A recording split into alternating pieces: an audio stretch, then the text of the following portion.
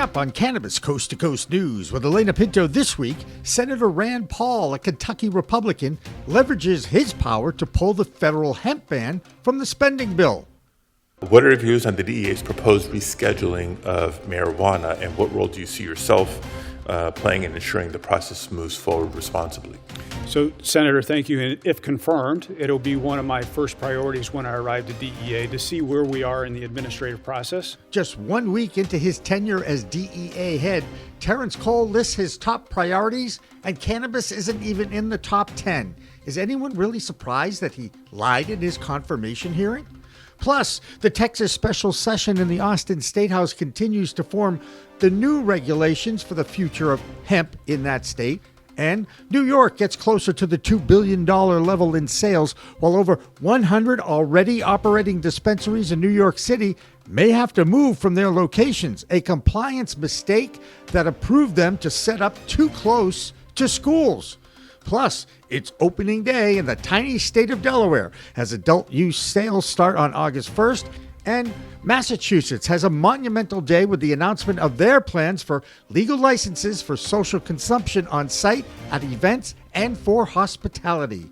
And speaking of monumental developments in cannabis, 60 years ago, the Grateful Dead rock band was born in San Francisco at Golden Gate Park. This past weekend, the celebration returns for a 3-day festival with Dead Again, featuring two originals, Bob Weir and Mickey Hart, and John Mayer on lead guitar. This time, legal consumption of cannabis will be allowed and for sale. What a long, strange trip it's been over 60 years. All that and more on Cannabis Coast to Coast News with Alaina Pinto next.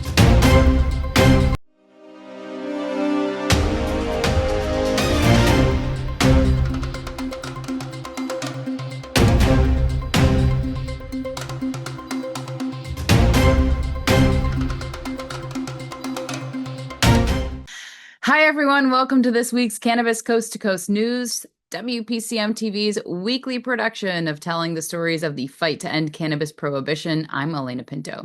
If you really want to have first access to this show, you want to download our app available on Google Play or the App Store. It's PCM Space TV, and you can just scan the QR code on the screen and it will take you right there. First up, it didn't take Terry Cole long to upset the cannabis community. It happened in his first week on the job as DEA Administrator. A week ago, he released his to-do list of tasks for his agency, and rescheduling of cannabis, or even the word cannabis, was nowhere to be found. But remember this soundbite from his nomination hearing on May 7th. What are your views on the DEA's proposed rescheduling of marijuana, and what role do you see yourself playing in ensuring the process moves forward responsibly? So, Senator, thank you. And if confirmed, it'll be one of my first priorities when I arrive at DEA to see where we are in the administrative process. I'm not familiar exactly where we are, but I know the process has been delayed numerous times, and it's time to move forward. Okay, well, the process that's undergoing is to move marijuana to Schedule 3 under the Controlled Substances Act. So we're maybe somewhere in the process. Are you committed to seeing it to fruition? I need to understand more where they are and look at the science behind it and listen to the experts and really understand where they are in the process. We know where we are. We know what the directive is. Get it to Schedule 3. Are you committed to seeing it to fruition? So I don't know. I haven't seen that. So you're leaving the door open to changing course as to... I'm leaving the door open to studying everything that's been done so far, so I can make a determination, sir. So make myself a note here. No answer to that particular question. Cole is just another politician who says one thing and does another. The bigger picture is that the prohibitionist movement continues to regain footing in our nation's capital. The prohibitionist movement of Dr. Kevin Sabet, under the veil of the nonprofit group Smart Approaches to Marijuana, released a series of ads urging President Trump to not reschedule cannabis because it impacts national security. And here's a warning: if you are pro-cannabis, this next clip will turn your stomach. America faces a choice, and China is watching. Chinese drug cartels are already embedded in America's marijuana trade, profiting while our biggest adversary destabilizes our communities. If activists get their way and reschedule marijuana, it hands China an advantage and harms American public health. Rescheduling marijuana would actually give cartels a tax break. President Trump, don't reschedule marijuana. It's not just domestic policy, it's national security. This is not the only group looking to continue to leave cannabis alongside heroin and LSD on the schedule of controlled substances that President Richard Nixon created in 1971. The fact that this commercial spot is running on the Fox networks reinforces the propaganda and misinformation of the anti-cannabis movement.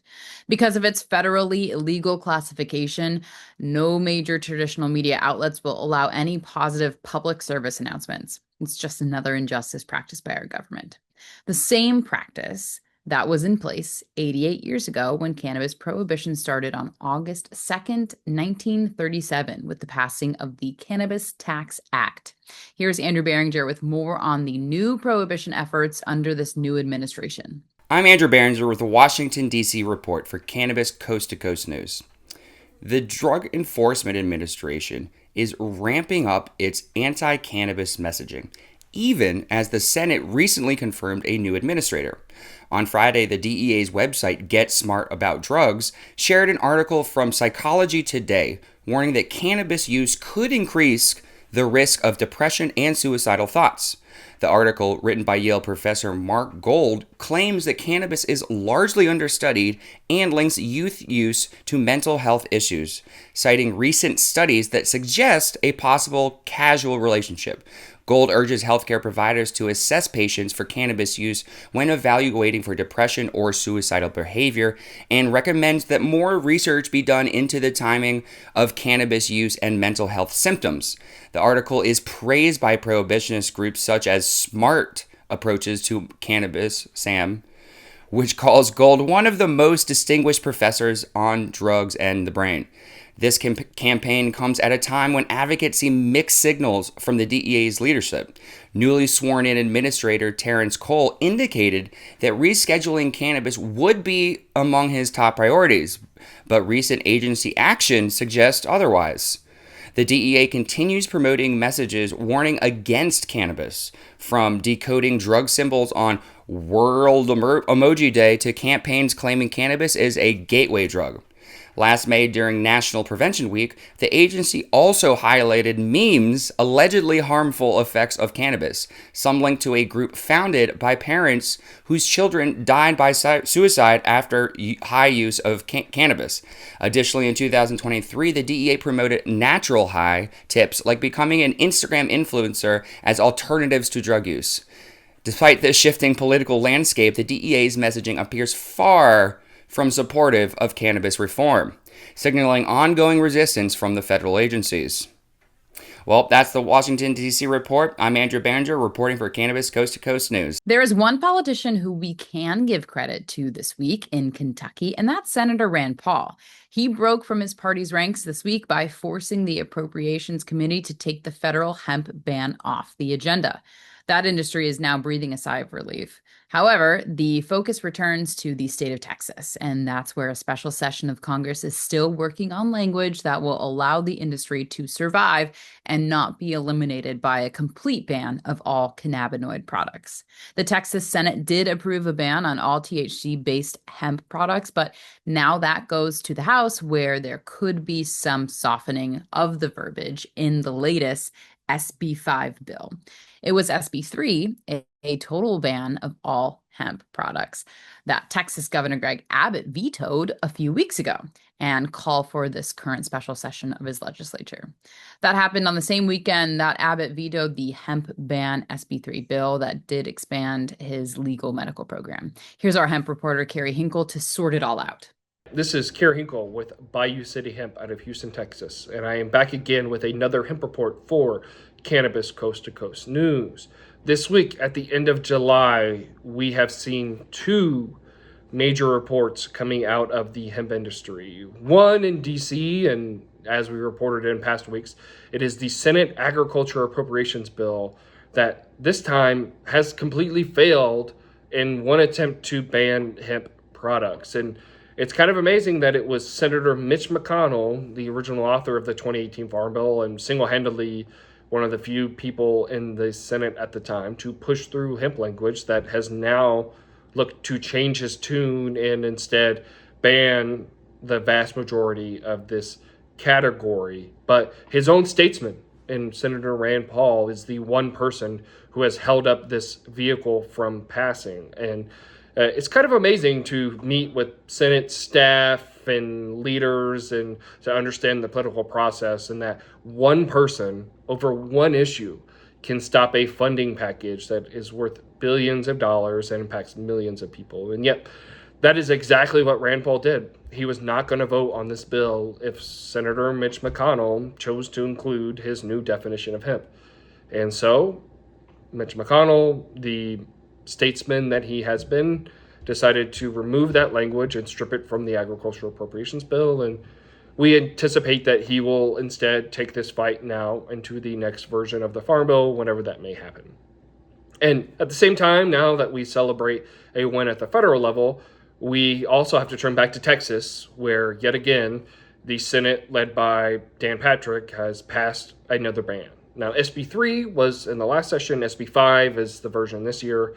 Now, slightly different in that it allows various hemp products like hemp seeds and hemp hulls, but still bans all hemp consumables that have any amounts of THC, and yet they claim CBD and CBG will be legalized, but if anybody's ever grown the crop before or sold a product, you understand CBD and CBG in any meaningful way will have some trace amounts of THC. So selling CBD isolate to adults 21 and over is pretty skeptical from the hemp industry. And so we are now looking to the House and what they might do. Do they adopt HB 5, which is yet another ban attempt from the House side, or is there any kind of substitute that may happen? And so the political maneuverings will continue to happen over the next 14 days or so as the next special session occurs. But if redistricting or other larger outside issues continue to happen, are we called into a second special session where then maybe hemp products are finally addressed,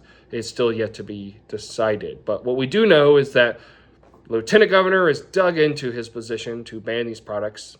The governor, with his veto proclamation, seems to feel the opposite way. And so which one of these two leaders will end up having the final say is yet to be determined. So again, as always, I am Kerry Hinkle with Bayou City Hemp, and I will be back again next week to report on this crazy world of hemp. The state of New York reached a milestone this week when they passed $2 billion in sales. The adult use market opened in the Empire State in December of 2022 and now boasts 436 dispensaries selling legal adult use cannabis. The news is not all good coming from New York this week. Many of those dispensaries have been open closer to schools than they were supposed to be. Of course, all of them went through the licensing process and got their locations approved, but that system was flawed. And now many will have to fix their location to meet that mandate, and many are in New York City. Not an easy thing to do. The Office of Cannabis Management has their work cut out for them in order to comply with a federal regulation of being 1,000 feet away from any school. A distance our Michigan reporter Amie Carter is very familiar with. I'm Amie Carter here with Michigan Weedsters, ready to light up your week with the Michigan Report for Cannabis Coast to Coast News. Let's dive into this week's Cannabis Buzz. First up, Michigan's Attorney General Dana Nessel is pushing hard for Congress to pass the Safer Banking Act, which would finally give our state licensed cannabis businesses access to secure banking. This move could shift billions into safer vaults. About time, right? Local activist Chuck Ream, a familiar face at Ann Arbor's Hash Bash, is running for city council. He aims to stop the developer takeover and recently sparked controversy when his permit for a fun cannabis game night, Vapes and Crepes, was denied. Apparently, seniors can't vape and play bingo at the senior center because it's a public space. On another note, the CRA recently fined 25 cannabis businesses in June for infractions like sloppy advertising and unauthorized deliveries, totaling over $160,000 in fines. Looks like businesses need to keep it compliant to thrive in this growing market. That's the highlights for this week. Stay lifted, Michigan. This is Amie with Michigan Weedsters for Cannabis Coast to Coast News. The California State Fair is winding down this past weekend, and for the most part, it was a huge success. This is the first time that a cannabis dispensary was allowed to sell their products and run a contest for growers. Embark was the designated legal dispensary for this year's state fair, and executive producer Jimmy Young talked with their CEO, Lauren Carpenter, this past weekend. Thanks, Alaina. We're so happy to have someone from California with us this weekend because it's been a big couple of weeks in California. First, the California State Fair opened up its doors and their patrons, if you will, to the cannabis experience. And that state fair only identified one dispensary to actually run the dispensary on location at the fair, and that would be Embark. Embarc. And Lauren Carpenter, I won't spell her last name, is the CEO, and she joins us now. Lauren, thank you so much for pulling yourself away from another cool event, the Dead celebration, to join me for a few minutes. So thank you. Thank you. And tell me, how did Embark, how did you get to be picked? Is it because you're the best dispensary, you have the best stuff, the best prices? What was the political machinations here to get you in the door? I think the true answer is because we have the most patience. So it took probably 5 or 6 years to get to the point of being able to actually purchase and consume cannabis at the California State Fair. But we really, I think, patiently worked alongside Cal Expo, which hosts the state fair, and the state fair board of directors, police chiefs, regulators at the local and state level. I mean, you name it, we've talked to them over the past 5 or 6 years to make sure everybody was comfortable getting to this point. That's fantastic because in California, as you know, they just raised their excise tax again. So they hit you with another tax, right? They don't make it easy for you, even in a friendly state like California. How has that increase in the tax been working for your bottom line?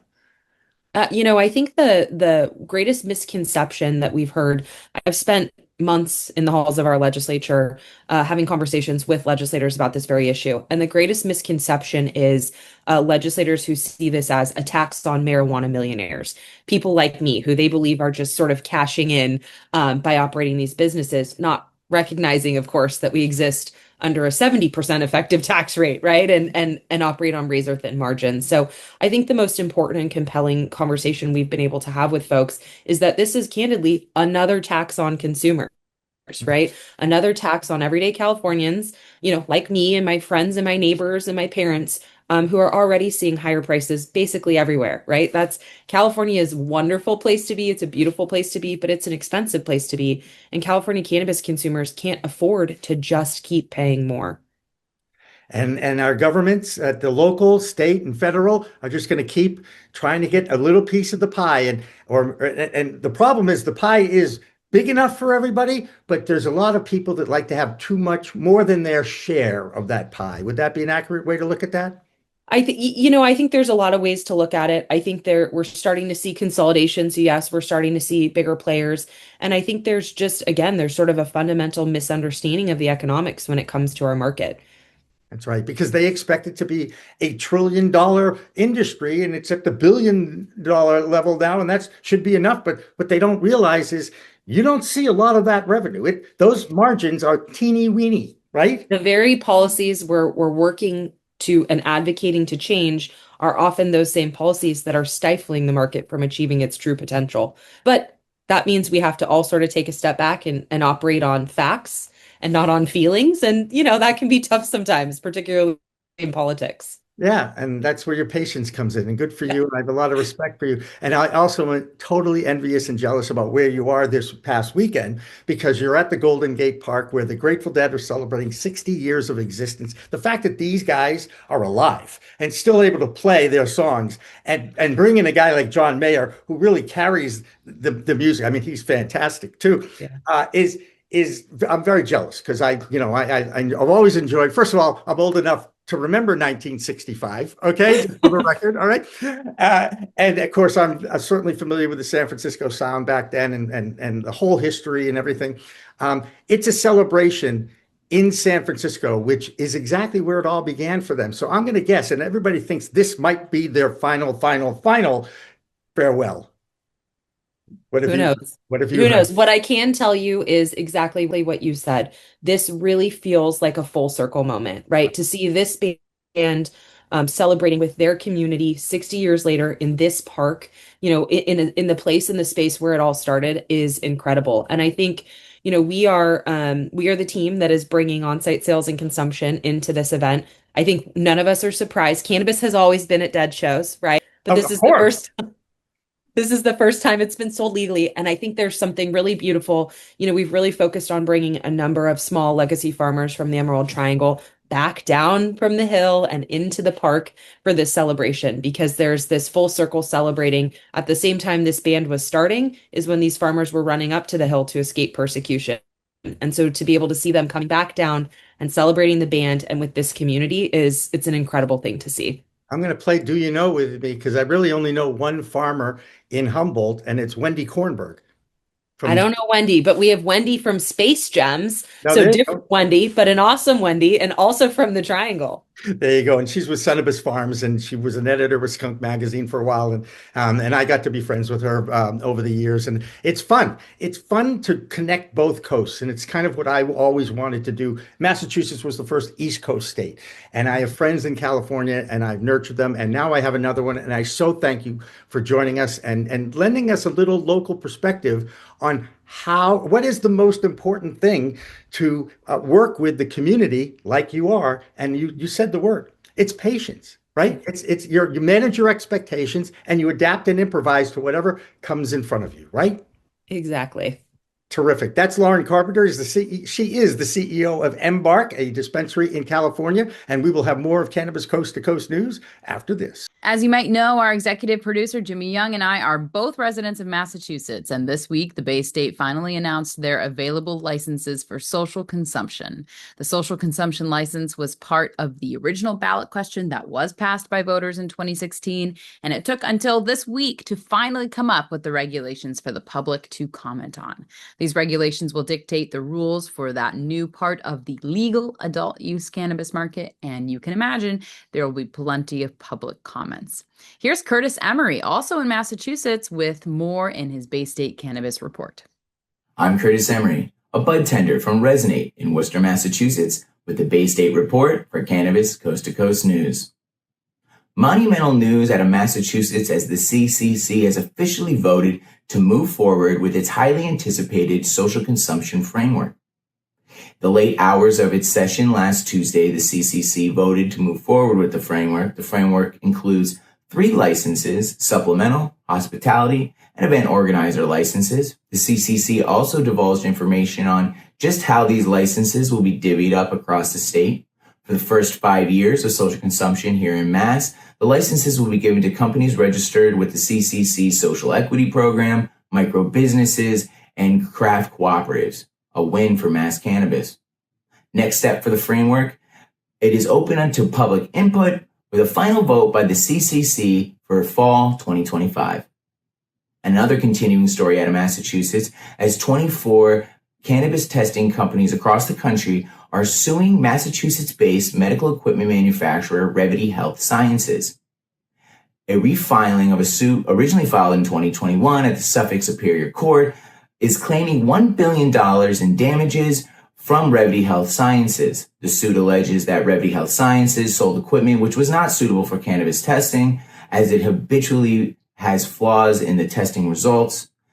The suit also claims that Revity Health Sciences engaged in fraudulent marketing and sales practices, offering solutions that the equipment and the company could just not back up. And that's all from me, Curtis Emery, with a Bay State Report, Cannabis Coast to Coast News. That'll do it for the A block, our first section of Cannabis Coast to Coast news for this week. Up next are international reports from England, Europe, and Canada. And another European nation decriminalizes the plant. Cannabis Coast to Coast news continues after this break.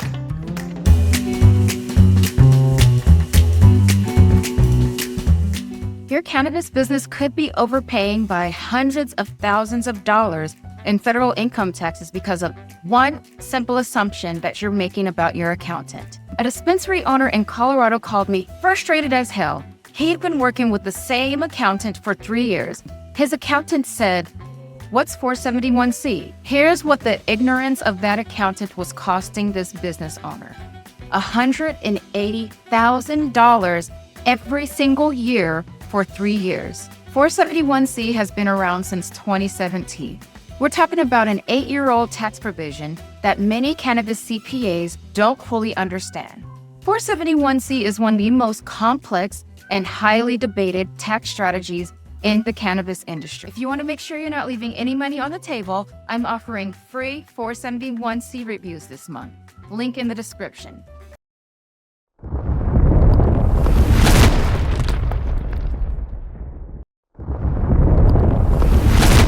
Accounting Buds has grown into Buds Group, the same award-winning quality, now with more service offerings. Buds Group, your best buds in the biz.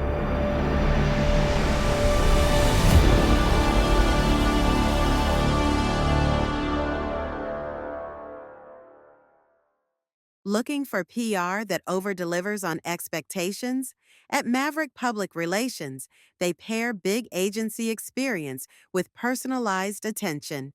From launching award-winning brands to securing top-tier media hits, their data-driven communications team helps visionary leaders and entrepreneurs rise above the media noise.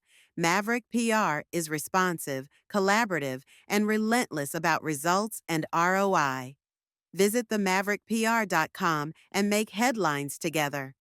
If you want to make history, if you want to be part of history, if you want to say you helped legalize marijuana in America, now is the time to join us.